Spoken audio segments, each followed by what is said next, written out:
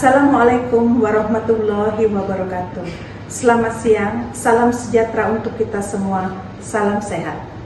Perkenalkan, nama saya Sri Hartati SKM, Eskep Nurse MM, dengan nomor induk dosen 3424027701. Saya merupakan salah satu dosen tetap di Poltekkes Kemenkes Palembang, Prodi D3 Keperawatan Kampus Kabupaten Lahat.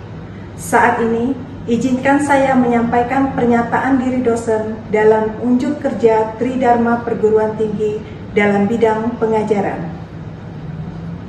Adapun mata kuliah yang saya ampu adalah keperawatan anak dengan bobot SKS 3 yang terdiri dari 2 SKS teori dan 1 SKS praktikum. Adapun penempatan mata kuliah adalah di semester ganjil. Dalam proses pembelajaran, saya menggunakan metode DIA, yaitu Delivery, Interaction, dan Assessment.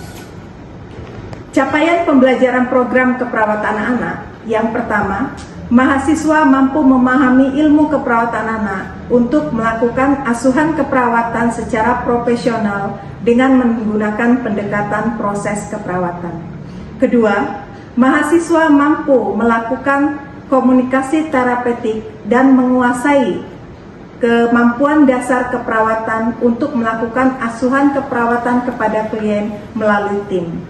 Ketiga, mahasiswa mampu memberikan asuhan keperawatan pada individu, keluarga, kelompok, dan masyarakat dengan mengutamakan keselamatan klien dan mutu pelayanan asuhan keperawatan sesuai dengan perkembangan ilmu pengetahuan keperawatan untuk menghasilkan kualitas asuhan keperawatan dan mempraktekkan prinsip caring sesuai dengan kode etik profesi.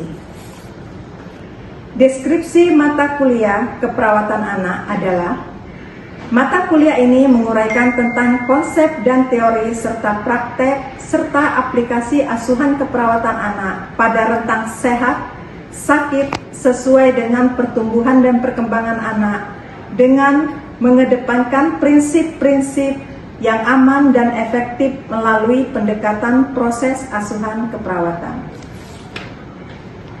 Dari hasil pembelajaran, mahasiswa diharapkan 1. Mampu menguasai konsep dasar keperawatan anak. 2. Mampu menguasai konsep keperawatan anak sehat. 3. Mampu menguasai konsep neonatus esensial. 4. Mampu menguasai konsep asuhan keperawatan anak sakit. 5. Mampu menguasai konsep asuhan keperawatan pada anak dengan gangguan pemenuhan kebutuhan cairan dan elektrolit dari sistem perkemihan, pencernaan, dan vaskuler. 6. Mampu menguasai konsep asuhan keperawatan pada anak dengan pemenuhan kebutuhan nutrisi patologis dari sistem pencernaan, metabolik, dan endokrin. 7. Mampu menguasai konsep asuhan keperawatan pada anak dengan gangguan kebutuhan aktivitas patologis dari sistem persarapan dan muskuloskeletal. 8. Mampu menguasai konsep asuhan keperawatan anak dengan gangguan pemenuhan kebutuhan aman dan nyaman dari sistem termoregulasi dan imun. 9. Mampu menguasai konsep asuhan keperawatan pada anak resiko tinggi. 10. Mampu menguasai konsep asuhan keperawatan anak dengan kebutuhan khusus. 11. Mampu menguasai konsep asuhan keperawatan pada bayi dan anak dengan gangguan eliminasi patologis dari sistem pencernaan, perkemihan, kelainan kongenital, dan perioperatif. 12. Menguasai konsep manajemen terpadu balita sakit atau MTBS di tatanan pelayanan kesehatan.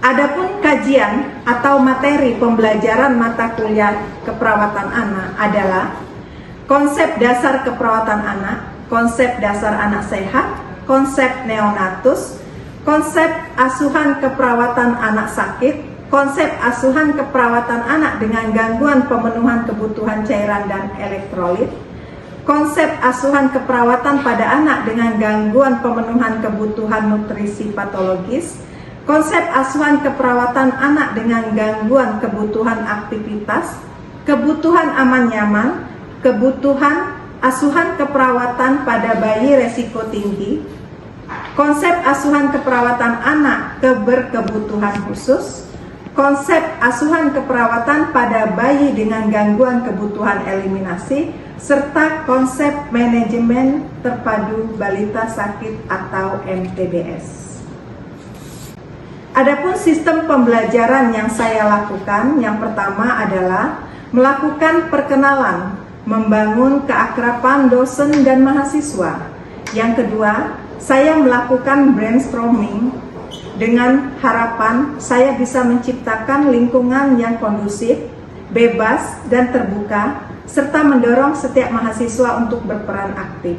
Selanjutnya, saya membahas kontrak perkuliahan, di mana membuat kesepakatan bersama antara dosen dan mahasiswa terkait proses perkuliahan sehingga berjalan dengan lancar, agar mendapat gambaran pelaksanaan perkuliahan selama 1 semester ke depan. Dalam diskusi, saya biasanya memotivasi mahasiswa untuk lebih aktif dan lebih giat dalam belajar. Selanjutnya, saya juga akan mengetahui pemahaman mahasiswa terkait proses pembelajaran melalui tugas, kuis, dan presentasi.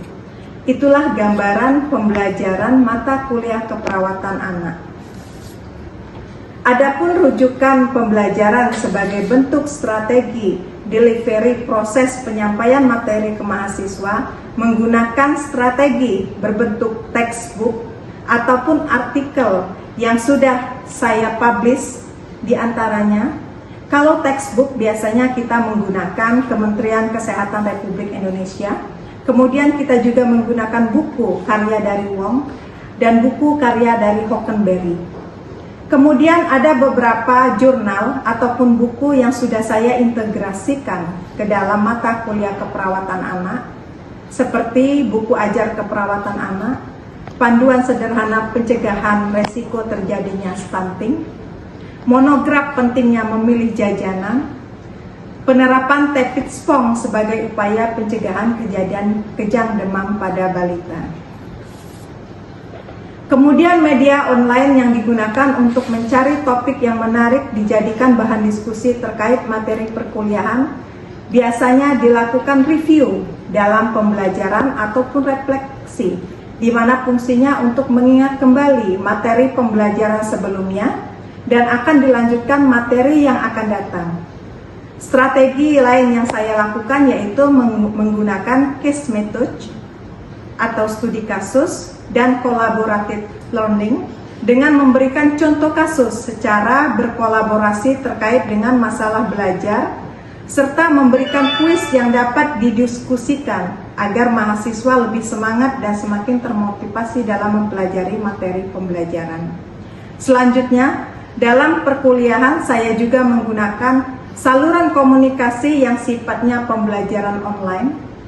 Contoh dengan menggunakan WA Group, dengan menggunakan AMS, Academy Management System.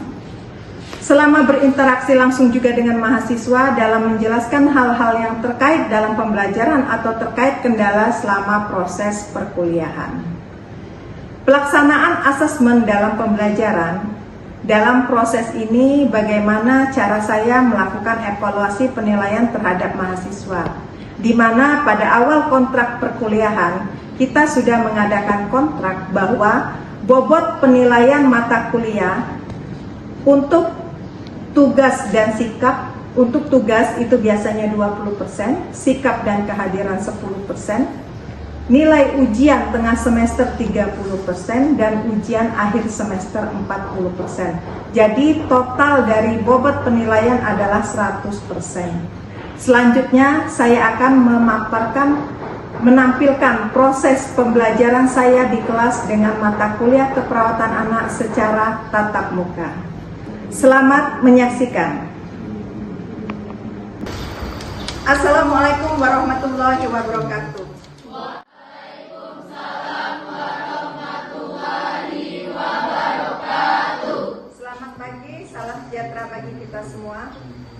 Syukur alhamdulillah pada pagi hari ini kita masih diberi nikmat kesehatan sehingga dapat berkumpul di ruang kelas ini guna mendapatkan materi pembelajaran pada pertemuan ke-7 untuk mata kuliah keperawatan anak. Sebelum kita memulai pembelajaran ini, ada baiknya kita berdoa. Mungkin untuk berdoa ini Ibu minta tolong kepada putra untuk memimpin doa pada pagi hari ini. Atas perkuliahan pada pagi hari ini, berdoa mulai. Doa selesai. Baiklah, untuk selanjutnya Ibu akan absensi ya kehadiran kalian, karena di sini absensi itu masuk dalam poin penilaian.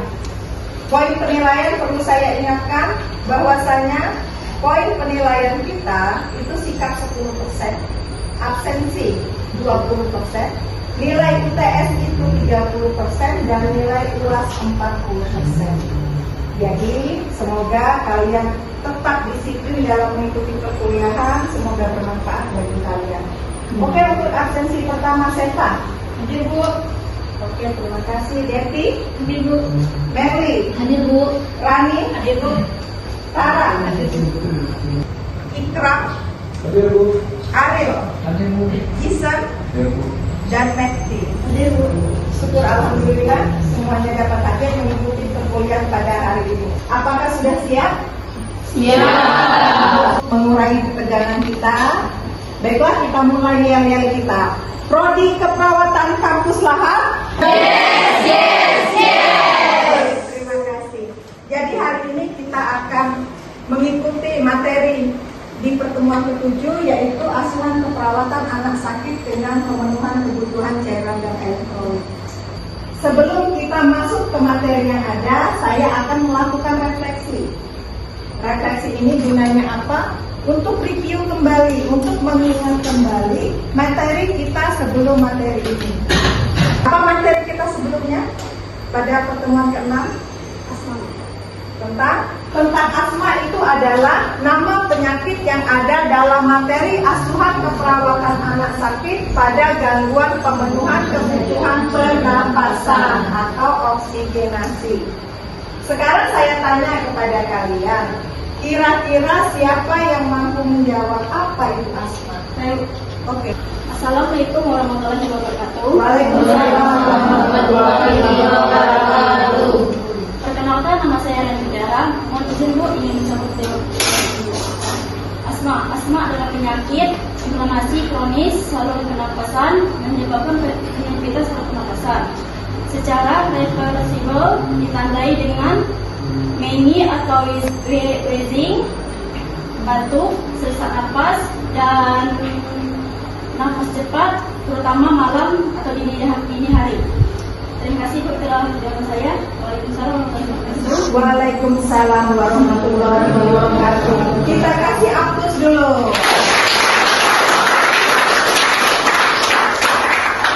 Terima kasih, jawabannya sudah tepat.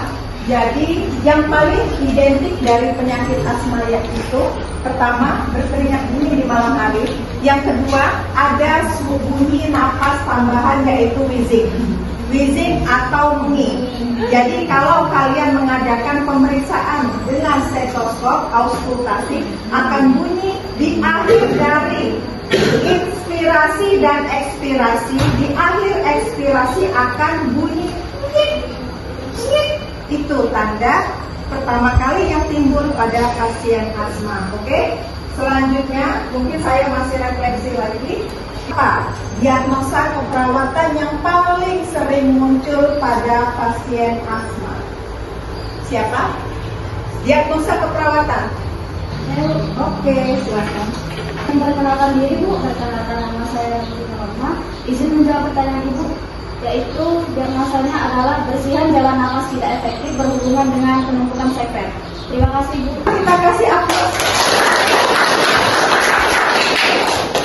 Jadi saya simpulkan untuk materi ataupun refleksi yang pertemuan ke-6 ya, bahwasanya asuhan keperawatan pada pasien dengan gangguan oksigenisasi, yaitu penyakit asma pada anak, ada 4 diagnosa besar yang sering kali muncul. Yang pertama, tadi disebutkan, bersihan jalan napas tidak efektif. Yang kedua, pola napas tidak efektif. Yang ketiga, gangguan perputaran gas. Dan yang keempat, resiko terjadinya aspirasi. Keempat masalah keperawatan ini memiliki kata kunci tersendiri. Jadi begitu kalian membaca soal berbentuk P-nya, tolong lihat tuh apa kata kunci dari soal yang ada. Ini paham? Bisa dimengerti? Bisa. Oke, terima kasih. Jadi itulah refleksi untuk materi kita pada pertemuan ke-6 kemarin. Hari ini di pertemuan ke-7 kita akan masuk asuhan keperawatan pada anak sakit dengan gangguan pemenuhan kebutuhan cairan dan elektrolit. Dalam kasus ini, penyakit yang paling sering muncul yang pertama diare, yang kedua nephrotic syndrome. Tapi bahasan kita pada hari ini itu kita sebatas penyakit diare. Apa tujuan kita dalam pembelajaran ini? Yang pertama, menguasai konsep asuhan keperawatan pada anak dengan gangguan pemenuhan kebutuhan cairan dan elektrolit pada pasien apa? Yang pertama pada pasien diare. Yang kedua nephrotic syndrome. Yang ketiga DHR. Mules, sakit perut, apalagi? Ini apa ini? Ini apa? Berkeringat dingin. Apalagi? Apalagi? Lemas ada enggak? Lemas, ya. Jadi inilah gambaran, ya. Gambaran seorang anak yang menderita diare. Di antara kalian pasti pernah mengalaminya? Pernah. Bolak-balik kamar mandi? Pernah? Sama harus bolak-balik kamar mandi? Sampai habis air? Ya. Oke, lanjut. Ya. Jadi diare itu sendiri, ini menurut WHO. Ya. Diare itu buang air besar dengan konsistensi cair. Berapa kali? Lebih dari 3 kali. Jadi kalau sebelum 3 kali, berarti belum tentu. Ya, kita hanya kesalahan makan. Kalau sudah 3 kali, otomatis harus mendapatkan pertolongan. Yaitu etiologi dari penyakit diare itu sendiri.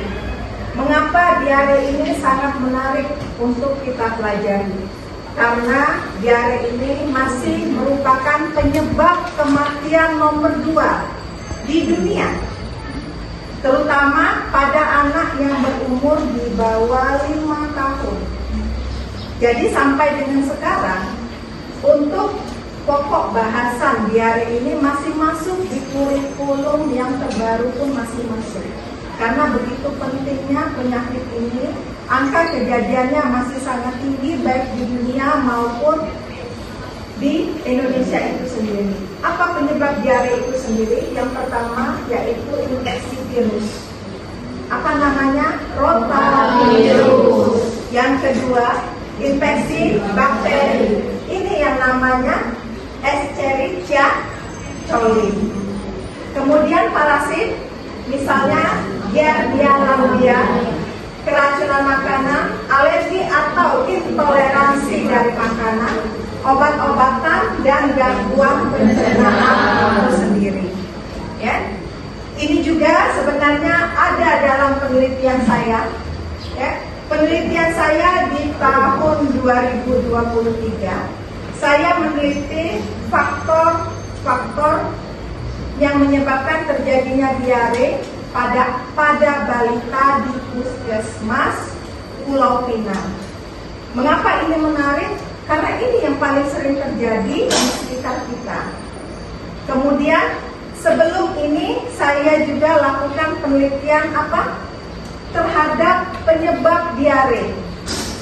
Anak SD, anak sekolah dasar paling sering jajan di luar, lebih suka jajan di luar. Karena apa? Jajanan di luar itu lebih menarik. Dari warna lebih menarik, dari bentuk lebih menarik, sehingga jika anak SD dibawa bekal oleh orang tua, mereka tidak mau.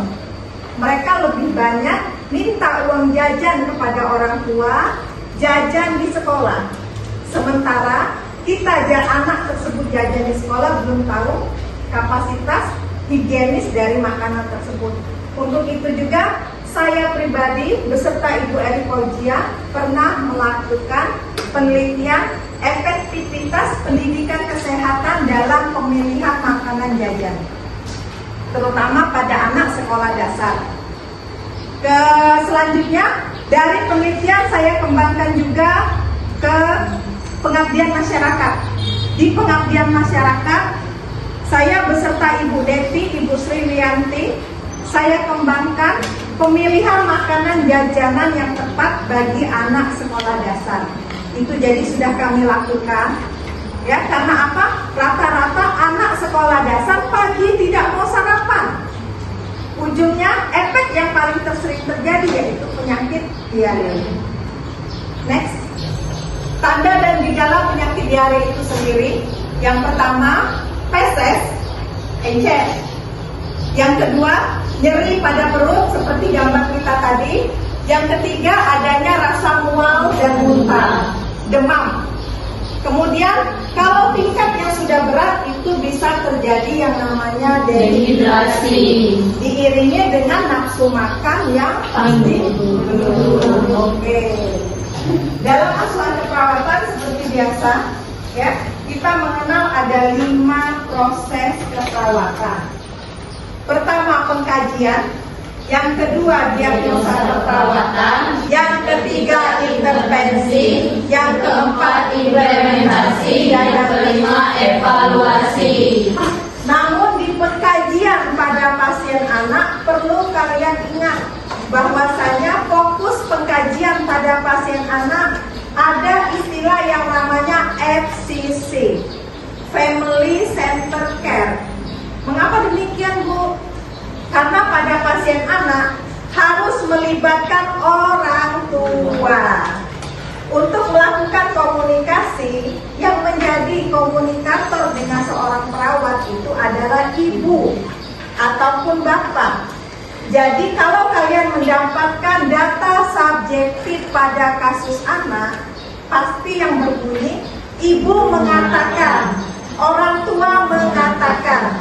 Jadi untuk kasus anak mohon dipahami itu ada FCC. Jadi tidak pernah anak mengatakan. Jarang itu terjadi untuk di data subjektif. Paham batas sini? Oke, kita lanjut. Pada saat pengkajian yang kita lihat yaitu tujuan dari pengkajian itu sendiri. Tujuan dari pengkajian itu yaitu yang pertama, menemukan kemungkinan penyebab diare. Apa yang kita analisis? Yaitu riwayat kesehatan. Yang kedua, untuk menilai tingkat keparahan penyakit itu sendiri. Apa yang perlu kita lakukan? Pemeriksaan fisik. Seperti kita ketahui, sudah kalian pelajari di tingkat sebelumnya, pemeriksaan fisik yang kita lakukan head to toe. Jadi dari atas sampai dengan ke bawah. Lanjut, untuk menegakkan suatu diagnosa kita pasti melakukan pemeriksaan laboratorium dan diagnostik. Ini riwayat kesehatan yang kita harus analisa. Ini pemeriksaan fisik. Pemeriksaan fisik yang dilakukan itu hanya berfokus pada penampilan, sistem integumen, toraks, kardiovaskuler, dan abdomen. Nih, pernah ketemu dengan pasien seperti ini? Kulitnya sudah keriput. Artinya apa? Tingkat dehidrasinya sudah parah. Ya. Ketemu lagi yang ini, nih. Ini loss of skin elasticity. Jadi elastis pada kulitnya turgor kulit. Begitu dicubit, kita angkat, dia tidak akan kembali seperti semula dengan cepat ini. Seperti gambar yang ada di bawah. Jadi elastisitasnya sudah berkurang karena apa? Dehidrasi. Di tubuhnya sudah mengalami kehilangan cairan. Yang kedua, pada anak, lihat ada gejala, tanda dan gejala sunken frontale. Ubun-ubun cekung masuk ke dalam. Ini yang terjadi. Kemudian ada tanda lagi sunken eyes. Mata cekung, sekitar bola mata itu tampak kehitaman. Ini salah satu tanda dan gejala yang lain. Lanjut kita, kalau tadi sudah tanda dan gejala, ya sudah klasifikasi. Sekarang kita penata laksanaan. Prinsip penata laksanaan yang kita lakukan yaitu rehidrasi. Ya, apa yang paling sering kita berikan? Oralin itu B3K yang utama. Kalau seandainya di rumah tidak tersedia oralin, apa yang kalian siapkan? Garam dan gula. Larutan gula dan garam. Ya. Kemudian apa pencegahannya? Kalau tadi anak jajan, bermain, langsung makan tidak cuci tangan, otomatis kita anjurkan cuci tangan. Konsumsi air bersih, menyusui bagi bayi ya, ASI eksklusif dan sanitasi lingkungan yang baik. Oke, bagus ini bisa dipahami? Bisa. Bisa dimengerti? Bisa. Syukur alhamdulillah kalau bisa. Untuk selanjutnya, dalam ruangan ini saya minta adanya diskusi kelompok. Kita evidence based, ya. Ini saya sudah buat soal. Tolong buat menjadi 4 kelompok sesuai dengan proses keperawatan. Sisi sebelah kanan saya silakan buat 2 kelompok. Sisi sebelah kiri saya silakan buat 2 kelompok. Saya kasih batasan waktu untuk diskusi 10 menit. Kemudian nanti akan ada pemaparan dari wakil setiap kelompok. Bisa dilaksanakan? Bisa. Oke? Bisa. Oke, siapkan.